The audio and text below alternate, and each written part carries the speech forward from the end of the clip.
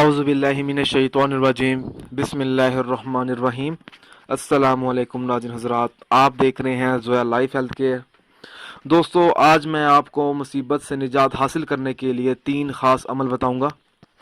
अमल बताने से पहले मेरी आप लोगों से गुजारिश है दोस्तों, इस अमल को आप लोगों ने जायज़ मकसद के लिए इस्तेमाल करना है, नाजायज़ मकसद के लिए हरगिज़ इस्तेमाल नहीं करना, वरना कोई फ़ायदा नहीं होगा।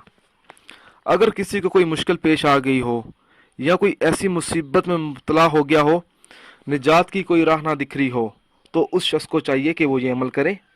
बुध, जुमेरात और जुमे के दिन नमाज फजर अदा करने के बाद उसी जगह पर बैठा रहे और 41 मरतबा रोज़ाना दुरूद शरीफ पढ़े।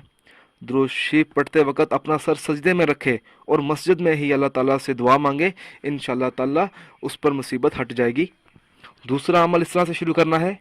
हर किस्म की बलाओं और मुसीबतों से बचाव के लिए फजर की नमाज अदा करने के बाद बावजू हालत में सूरत कौसर को एक पर्चे के ऊपर लिखे कागज़ पर लिखे और तावीज़ की शक्ल में अपने पास महफूज करके रख ले। अल्लाह ताला की रहमत से हर किस्म की मुसीबतों से वो शख्स महफूज रहेगा। और तीसरा अमल जो है वो इस तरह से शुरू करना है।